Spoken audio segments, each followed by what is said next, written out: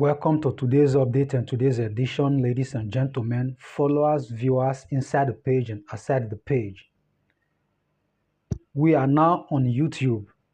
Please go to the comment section of this video and subscribe to our YouTube channel for more video updates and news incitement. Yesterday was Jerusalem's Day.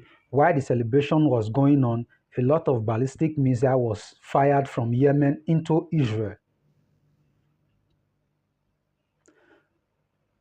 While Operation Gideon's Dawn is being carried out in the Gaza Strip, I heard the terrorists are now calling for a permanent ceasefire, while every hostages are still under your captivities in your tunnels. You think the Prime Minister of Israel don't know what he's doing, right? The IDF have taken total control of the Gaza Strip, and right now the terrorists are now calling for a permanent ceasefire, which is not going to be possible. Please follow this page and go to the comment section and subscribe to our YouTube channel. It is Tel Aviv Reporters. You will see it there in the comment section. Please subscribe to our YouTube channel. It is very, very important. Welcome to today's update and today's edition. Let's go straight to the video update that we have here.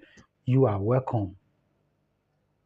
Sirens going off, intercontinental ballistic missiles being shot at us from the Houthi terror group, Ansar Allah they're called in Yemen, and sure, our ballistic missile interceptors, the Israel Air Force, our defense system are trying to intercept them all, but what if we miss one? It's happened. It happens that intercontinental ballistic missile could hit us, our schools, our homes, our workplace. And yes, we have to run for cover, millions and millions of people. Now, a friend of mine, he said, look, you're trying to convey to people who've never had an intercontinental ballistic missile shot at them.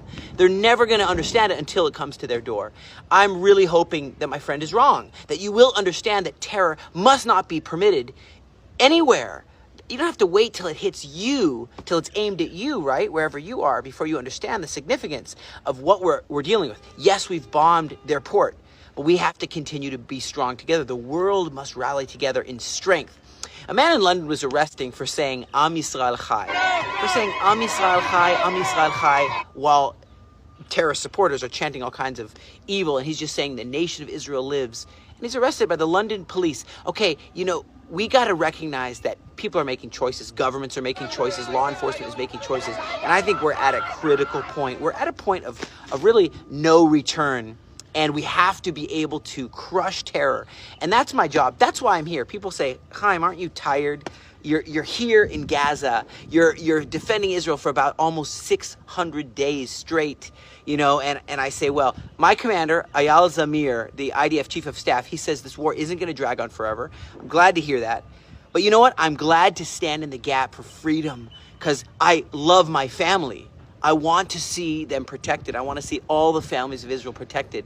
So Eyal Zamir says that the pressure, Hamas is under immense pressure, the abilities, much of their leadership structure, they're always recruiting new people, but he stressed that every available tool is being employed to stop them, to bring the hostages home as well, to eliminate Hamas, to get them to dismantle, and to remove them. And he said, really, a complete and decisive victory is the only thing that we need. Not a ceasefire. We need a complete and decisive victory right now in the world. The world needs it right now. With what you look around what you see on social media. There's people that are supporting murder in the streets of Washington. We need to make sure that this won't come back. My kids won't have to deal with the same thing. And so what happened is missiles are being fired from Gaza as well. 3 projectiles from Gaza as well being shot. We can't, and that's now. Imagine what it could be if we don't finish the job here right now. I'll tell you this, is that there's talk of Trump doing a ceasefire and that the hostages be released. I would say this, that's wonderful. We need a full and complete victory over these terrorists. So the message is clear. Let me tell you this. The Muslim Brotherhood has had a plan to infiltrate America. It's written in the 1991, the Ikhwan Statement, the Muslim Brotherhood Statement.